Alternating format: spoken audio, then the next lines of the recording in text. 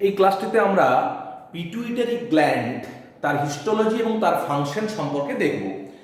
দেখো, pituitary gland এটাকে বলা হয় master gland.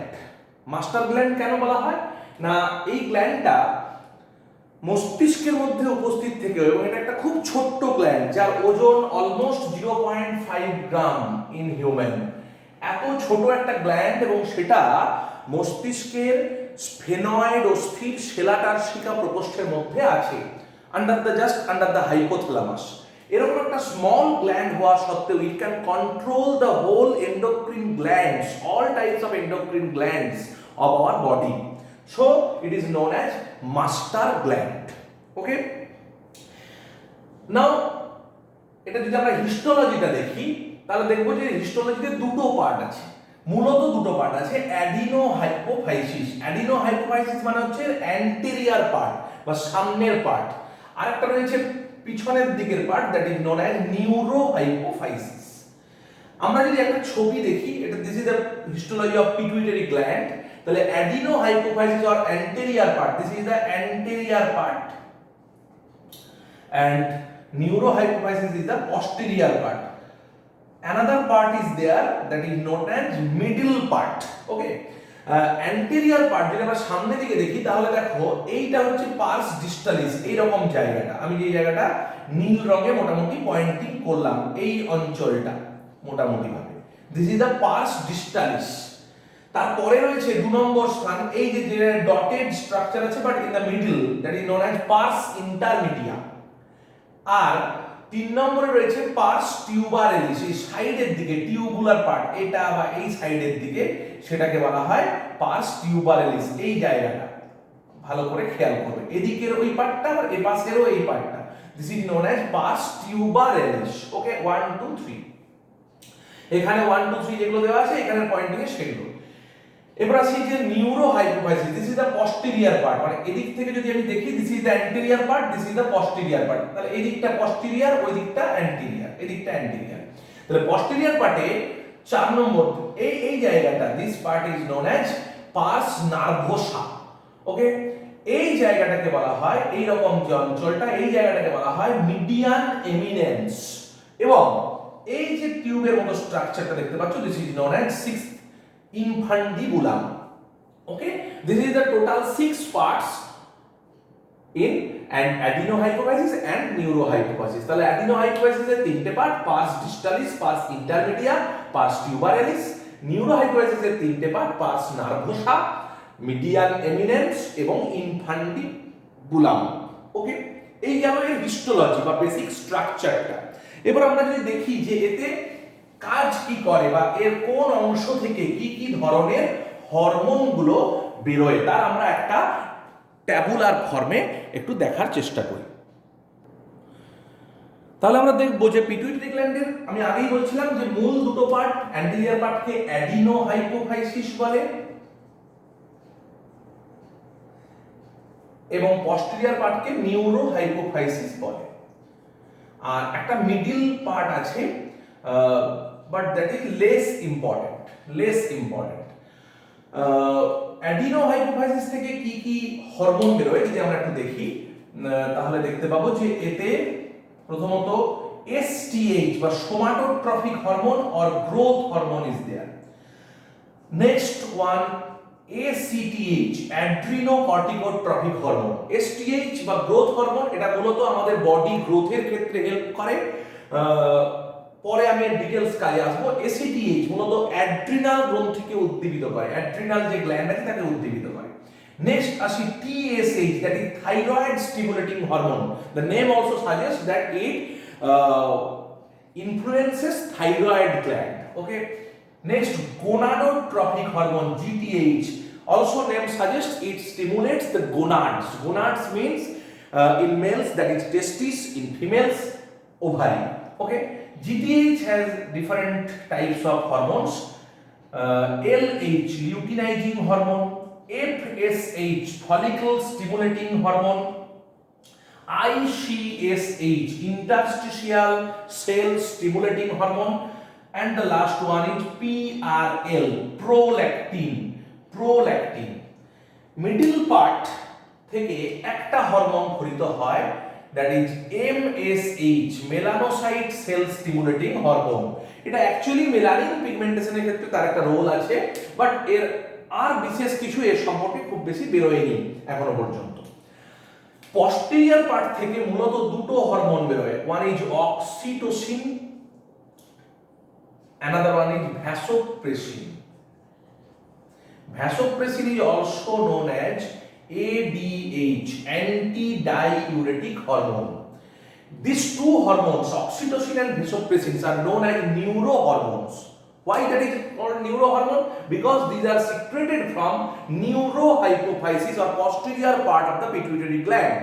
So they are known as neurohormones. তাহলে তোমাদের যদি প্রশ্ন করে what are neurohormones, তাহলে oxytocin and vasopressin, these are known as neurohormones because they are secreting from the posterior part or neurohypophysis of the pituitary gland. এবার আমরা যদি প্রত্যেকটা হরমোনের একটু কাজগুলো সম্পর্কে দেখে নিই, তাহলে দেখবে STH, সোমাটোট্রপিক হরমোন বা গ্রোথ হরমোন, এর নামটাই বোঝা যাচ্ছে যে এটা স্টিমুলেট করে বডি গ্রোথ, মূলত স্কেলিটাল গ্রোথ, মূলত মাস্কুলার গ্রোথ, এগুলোকে করে। কার্বোহাইড্রেট মেটাবলিজমকে রেটকে বাড়ায়, গ্লাইকোলাইসিসের রেটকে কমায় এবং ব্লাড সুগার লেভেলকে বাড়াতে সাহায্য করে। তাছাড়া লিপিড মেটাবলিজমের ক্ষেত্রে লাইপোলাইটিক অ্যাক্টিভিটি আছে, শরীরের মধ্যে রক্তের ফ্রি ফ্যাটি অ্যাসিড লেভেলকে বাড়াতে সাহায্য করে। ক্যালসিয়াম, ম্যাগনেসিয়াম, সোডিয়াম, পটাশিয়াম প্রভৃতির মেটাবলিজমে STH এর রোল আছে। মূল এটা বডি গ্রোথের ক্ষেত্রে কাজ করলেও এই সাপোর্টিং কাজগুলো সে করে থাকে। Next ACTH। ACTH আমি আগেই বললাম, that is known as adrenocorticotropic hormone. Adrenocorticotropic hormone actually controls the growth and activity of the adrenal gland. এটা গ্লাইকোজেনেসিসকে উদ্দীপিত করে, গ্লুকোনিওজেনেসিসকে উদ্দীপিত করে, লাইপোলাইসিস অ্যাক্টিভিটিকে এনহ্যান্স করে, ফ্যাটি অ্যাসিডকে টিস্যুর মধ্যে মোবিলাইজ করে ইত্যাদি কাজ করতে সাহায্য করে। Next one is TSH. It also controls the growth and activity of the thyroid gland. Actually, name suggests that TSH, thyroid stimulating hormone. It increases the nucleic acid content during transcription, translation ইত্যাদি কাজগুলো সে করে থাকে। GTH এর মূলত কাজ হচ্ছে gonadotropic hormone, অর্থাৎ এটা গোনাডগুলোকে উদ্দীপিত করে। তার মধ্যে যদি আমরা পরপর যাই একটু, LH actually helps in development of Graafian follicle of the ovary. Menstrual cycle, female reproductive যে সাইকেল আছে সেটাকে প্রমোট করে, সেটাকে কন্ট্রোল করে, মেনটেন করে তার স্টেবিলিটিকে। It promotes the ovulation, it has ovulatory function. Ovulation menstrual সাইকেলের 14th ডেতে যে ওভিউলেশন হয়, সেই ওভিউলেশনের জন্য LH এর ভূমিকা সবচেয়ে বেশি, যার জন্য ওভিউলেটরি ফেজটাকে LH সার্জ বলেও বলা হয়ে থাকে। তাছাড়া ফিমেল সেকেন্ডারি সেক্স ক্যারেক্টারসগুলোকে প্রকাশ করার ক্ষেত্রেও সাহায্য করে। Next FSH, follicle stimulating hormone. নামটাই সাজেস্ট করছে যে this helps in the growth of the follicles. ওভারির মধ্যে যে সমস্ত ওভারিয়ান ফলিকলসগুলো আছে সেগুলোর ম্যাচুরেশন করে তাকে গ্রাফিয়ান ফলিকলে তৈরি করতে সাহায্য করে। It has also roles in menstrual cycle.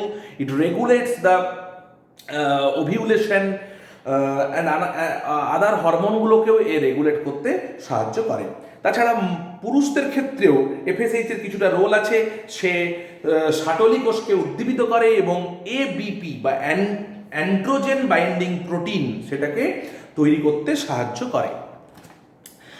ICSH, interstitial cell stimulating hormone. This is actually specifically male hormone. এটা মেলের ইন্টারস্টিশিয়াল সেল অফ লেডিকে উদ্দীপিত করে, টেস্টোস্টেরন হরমোন সিক্রেশনে হেল্প করে, প্রমোট করে স্পার্মাটোজেনেসিস বা স্পার্ম উৎপাদনকে প্রমোট করে। আর নেক্সট হলো প্রোল্যাকটিন। নামটাই সাজেস্ট করছে it stimulates proliferation of mammary gland during pregnancy and after puberty also mammary gland development is done by PRL.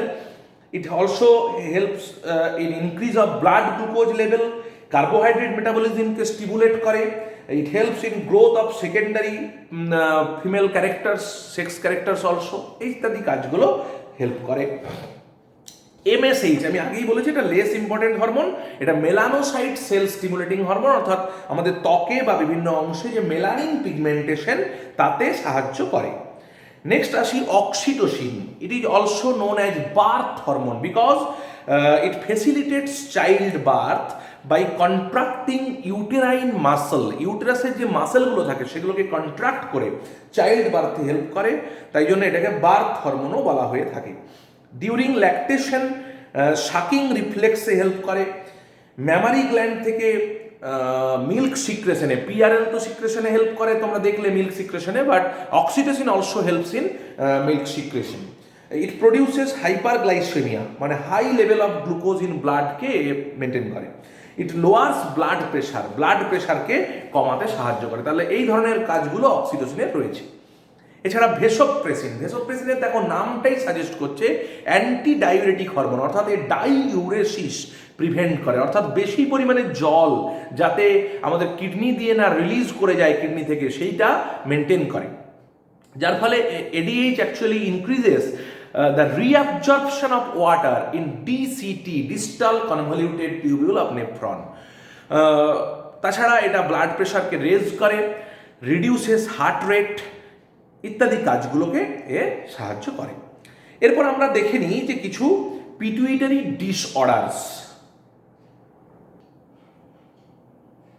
যেমন রয়েছে ডোয়ারফিজম। ডোয়ারফিজম অ্যাকচুয়ালি, ডোয়ারফিজম মানে বামনত্ব। এটা যদি লো STH or GH in childhood, শিশু বয়সে যদি আমাদের লো STH লেভেল হয় বা GH হয় তাহলে বামনত্ব তৈরি হবে।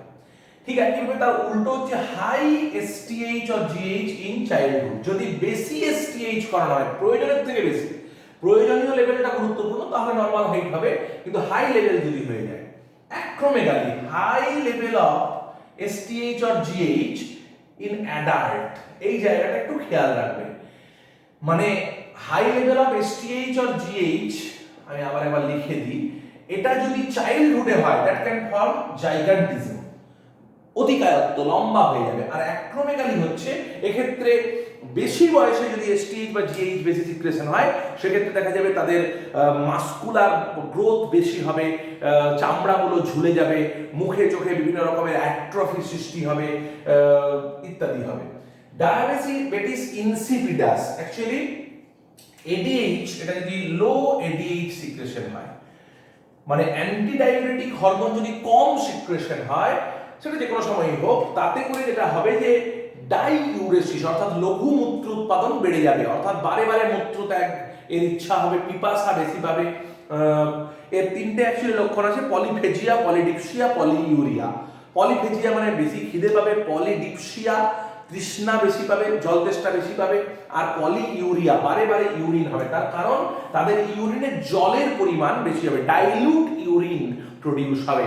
সো ডাইউরেসিস দেখা যাবে, লো ADH এর ফলে এই ধরনের সমস্যাগুলো দেখা যায়। তাহলে this are the actually pituitary disorders. তাহলে আজকের ক্লাস থেকে আমরা পিটুইটারি গ্রন্থির হিস্টোলজি জানলাম, তার লোকেশন জানলাম, তার যে বিভিন্ন হরমোনগুলো কি কি সিক্রেট হয় জানলাম, এবং তাদের কাজগুলো সম্পর্কে একটা জানলাম, এবং সেই কাজগুলো যদি ঠিকঠাক না হয় বা হরমোনের যদি বেশি ক্ষরণ বা কম ক্ষরণ ইত্যাদি দেখা যায় তাহলে কি ধরনের ডিসঅর্ডার সৃষ্টি হতে পারে সেইগুলো সম্পর্কে আমরা এই ক্লাস থেকে জানলাম।